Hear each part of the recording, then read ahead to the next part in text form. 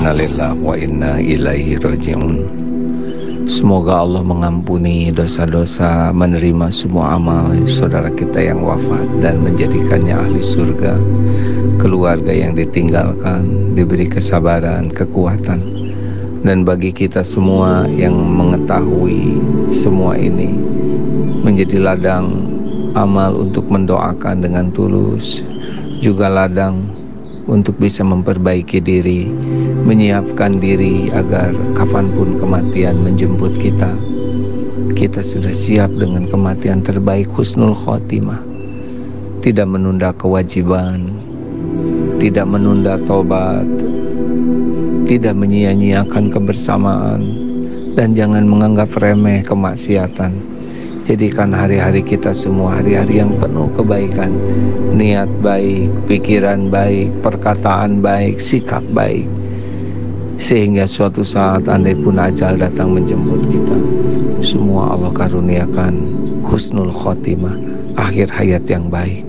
Dan itulah kesuksesan dalam hidup di dunia ini, husnul khotimah.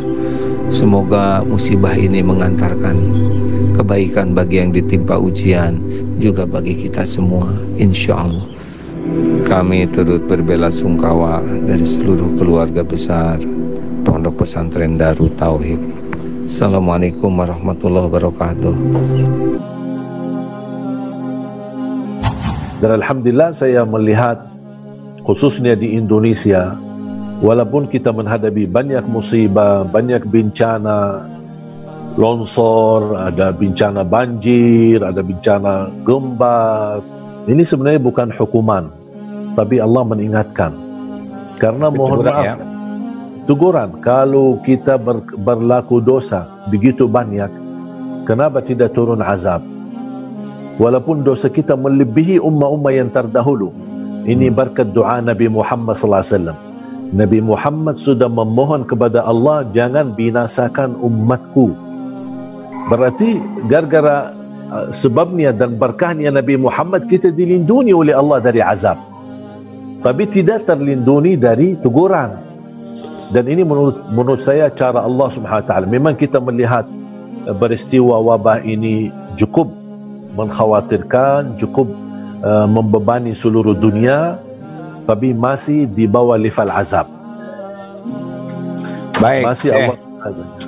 Sekarang nih, apa yang bagusnya dilakukan oleh umat khususnya nih sebagai umat Islam menyikapi semua ini, apa yang sebaiknya dilakukan menurut saya? Sebenarnya pertama dari segi agama, yang pertama kita harus perbanyak taubat. Ingat doa Nabi Yunus, kalau boleh kita buat gerakan dari rumah masing-masing. Boleh disebutkan gerakan nasional atau gerakan sekompak seluruh umat Islam dari rumah masing-masing, gerakan doa Nabi Yunus diawali dengan salawat. Dan di sini sebenarnya indahnya doa ini, zikir ini, indahnya pertama tauhid, iqrar. Kita meyakinkan kepada Allah SWT tauhid kita, akidah kita, la ilaha illa anta subhanaka, maha suci engkau ya Allah, inni kuntu minadh zalimin. Di situ kita merasa mengaku kesalahan diri. Kita sudah mengetahui diri menjadi hamba yang zalim. Memang kita banyak kezaliman kita. Kezaliman terhadap diri sendiri, kezaliman terhadap lingkungan dan keluarga.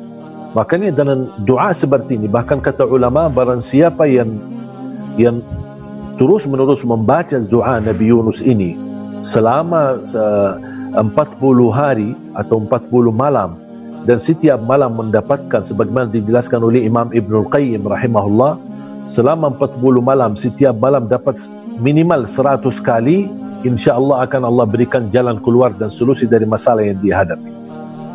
Dan saya suka ketika membaca doa Nabi Yunus, saya suka mendahulukan dengan salawat.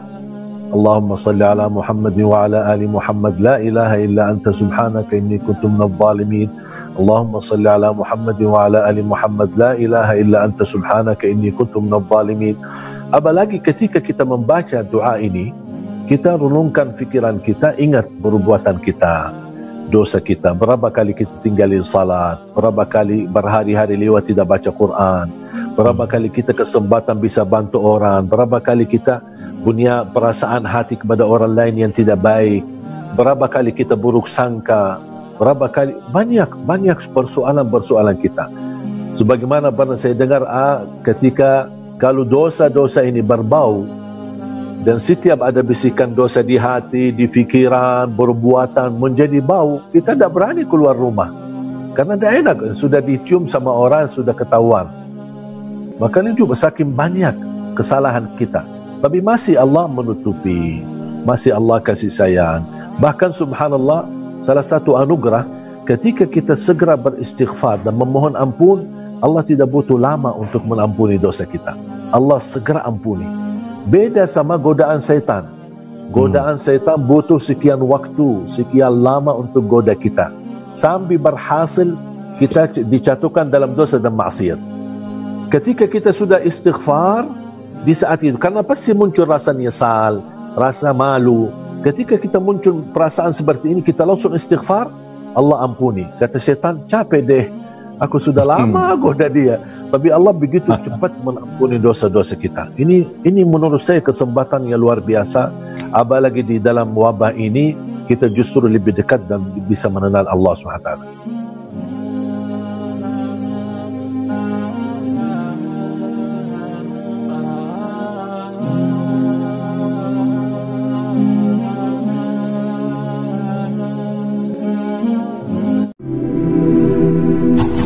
Assalamualaikum warahmatullahi wabarakatuh. AA genap seminggu sebagai pasien COVID di rumah sakit. Kepada yang bergejala dan yang positif COVID, tenang, jangan panik. Pengalaman AA fokus satu saja, fokus kepada Allah sambil kita menyempurnakan ikhtiar. Innalillahi wa inna ilaihi raji'un. Kita semua adalah milik Allah dan kita kembali kepada Allah. Katakanlah qadarullahi wa ma syaa fa'al. Ini sudah takdir Allah. Allah berbuat apa yang dikehendakinya. Kalau kita selalu ingat Allah, pasti tenang. Ala bizikrillah tatmainnul qulub. Camkan, hanya dengan ingat Allah hatimu akan tentram. Tidak ada gunanya panik, galau, gelisah, sama sekali tidak menyelesaikan masalah. Fadhkuruni adzkurkum, maka ingatlah kepadaku. Menurut Allah, Allah ingat kepada kita. Kita akan diperlakukan spesial kalau terus menerus zikrullah. Oleh karena itu berhentilah kita ngerasullah, menyalahkan keadaan. Jangan, fokus saja, syukur kepada Allah. Kita masih diberikan kesempatan menjalani hidup ini, lebih banyak nikmat yang Allah berikan. Dengan syukur ditambah nanti nikmat. Ridho, terima takdir ini dengan lapang dada karena kita milik Allah. Dengan ridho, Allah pun akan ridho kepada kita. Sabar, karena semua ujian ini sudah diukur oleh Allah. Tidak membebani seseorang kecuali sesuai dengan kesanggupannya. Kalau sabar, innallaha ma'as-sabirin. Allah bersama orang yang sabar. Yakin kepada Allah, berbaik sangka saja, karena Allah maha baik. Ana 'inda dzanni abdi bi. Aku sesuai dengan prasangka hambaku. Fokus prasangka, Allah menyembuhkan. Virus ini ciptaan Allah, milik Allah, kena ke kita dengan izin Allah, dan hanya bisa sembuh pun kita dengan izin Allah. Fokus kepada Allah. Ridho, tawakal. Dengan tawakal, wa may yatawakkal 'alallah fahuwa hasbuh. Barang siapa yang tawakal kepada Allah, pasrah, Allah cukupi. Nanti Allah gerakkan dokter, Allah datangkan obat-obatan, vitamin, ahlinya yang bisa menjadi jalan kesembuhan kita. Ayo berhenti mikir negatif, berhenti membaca apapun yang mengotori hati. Ingatlah sesuatu yang nyambung kepada Allah. Pikirkan sesuatu yang positif yang membuat kita selalu ingat kemahabaikan Allah dan pertolongan Allah. Jangan mikir-mikir hal-hal yang bisa merusak dan melemahkan diri. Jauhi bacaan-bacaan yang tidak manfaat, obrolan yang tidak berguna. Dengarlah hanya yang positif yang membuat kita ingat kepada Allah. Jangan lakukan apapun yang membuat kita lalai dan lupa kepada Allah. Banyak istighfar, banyak zikir, banyak munajat, banyak sholawat, dan banyak bersujud kepada Allah. Nikmati sakit ini sebagai jalan kita pendekat kepada Allah. Allah lah yang menggenggam lahir batin kita. Allah lah satu-satunya yang kuasa menyembuhkan kita.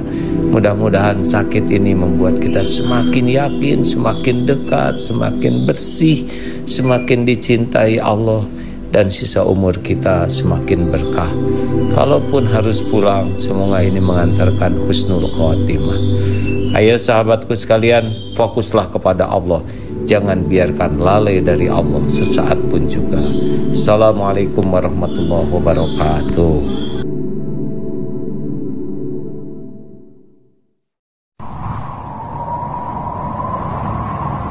Hadirin, satu hal yang harus kita yakini, bahwa segala yang ada di jagat semesta ini adalah ciptaan Allah. Tidak ada yang menciptakan selain Allah. Mata melihat ciptaan, hati ingat kepada penciptanya. Mata lihat semut, hati ingat Allah. Mata lihat nyamuk, hati ingat Allah. Dengan begitu saja kita akan sulit lupa kepada Allah, karena segala yang kita lihat adalah ciptaan Allah.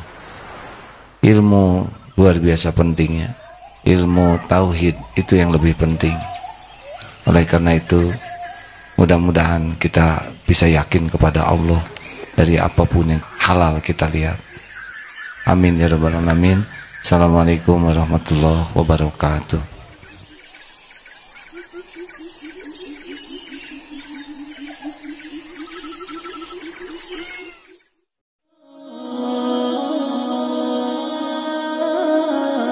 Sebetulnya bagi orang yang sudah semakin yakin kepada Allah, semakin kita yakin kepada Allah, dan Allah pasti tahu tingkat keyakinan kita, semakin dicukupi. Biasanya orang yang kurang meyakini Allah Subhanahu wa Ta'ala, ya sandarannya adalah manusia. Semakin kurang yakin kepada Allah, semakin bersandar kepada selain Allah.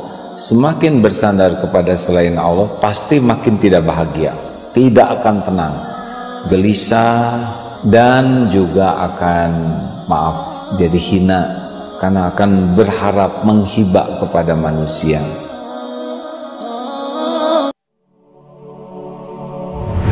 Bagi orang-orang yang senang dipuji manusia, akan lebih sibuk membagus-bagus topeng, membagus-bagus penampilan, membagus-bagus aksesoris. Sangat bangga dengan topeng yang tidak jelas itu. Pokoknya apapun yang kira-kira bakal dipuji orang, dia akan cari. Beda dengan orang yang akan bahagia. Dia sangat mencari kedudukan di sisi Allah, sehingga sangat gigih memperbaiki hatinya. Apa bedanya orang yang memperbaiki topeng dengan memperbaiki hati? Yang pasti yang paling beda itu adalah ketenangan. Orang-orang yang sangat sibuk dengan penilaian makhluk, hidupnya tidak pernah nyaman, hidupnya tidak tenang. Dan kalau dia tidak nyaman dengan dirinya sendiri, maka orang-orang di sekitarnya pun tidak akan nyaman dekat dengan dia.